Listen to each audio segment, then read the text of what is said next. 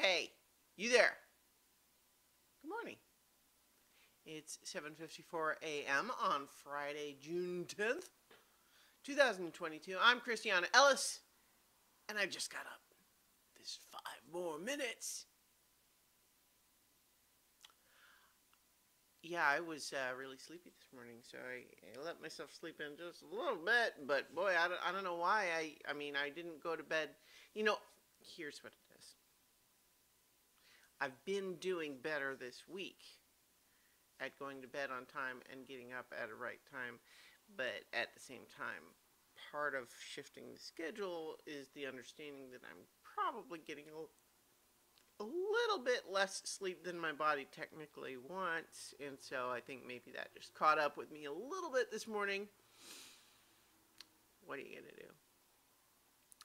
So last night I went to go see Top Gun Maverick, and you know what? It's really good. It's just like it's a good movie. I'm as surprised as anybody. I mean, although at this point not as surprised because lots of people have gone to the movie and said so by now.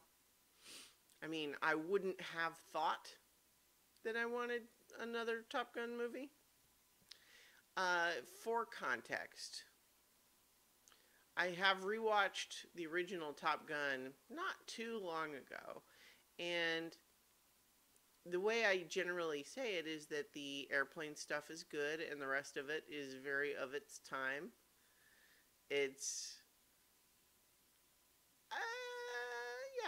I think that it is a notable movie and most of it is fun to watch and the rest is fine.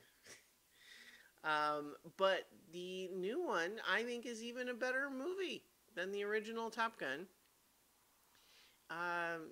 Yeah, it's just good. So, like, basic premise, not that it takes an awful lot to get here, but we have, Captain Pete Mitchell, aka Maverick, hero from the original movie, who years and years later has not managed to advance his career in any way because what he really wants to do is be flying planes.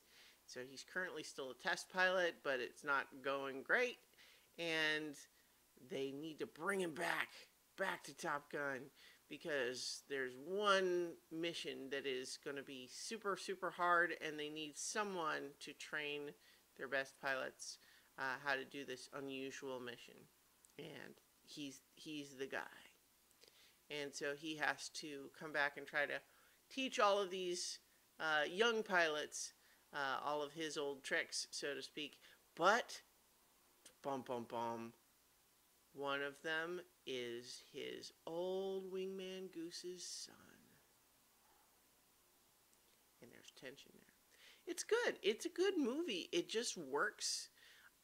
There is a thing where, in keeping with what Tom Cruise has been doing for the Mission Impossible movies, there's a real emphasis on trying, when possible, to really do the thing instead of just having it be effects. Instead of having a set-up cockpit with a green screen or something, and pilots just going, like just play acting it, like trying to, as much as possible, have real people in real planes. And sure, not all of it is literally practical in that sense, but a lot of it is, to the point where you occasionally have to sort of like take a moment in watching the movie to remind yourself of, oh, I think that's actually real and not just green screen or something.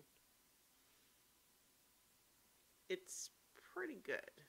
It's pretty good. But, like, it's not just that makes it good. It just has, like, a straightforward, like, the plot doesn't have any huge surprises in the sense that it's telling a pretty straightforward story.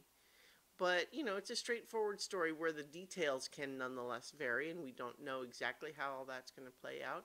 I will say that the one surprise that I really will comment on, again, this is not this is not really a spoiler, it's more like a shape of the story thing, is just there was a point where I thought that was going to be the end of the movie, but then there was like a whole nother sequence,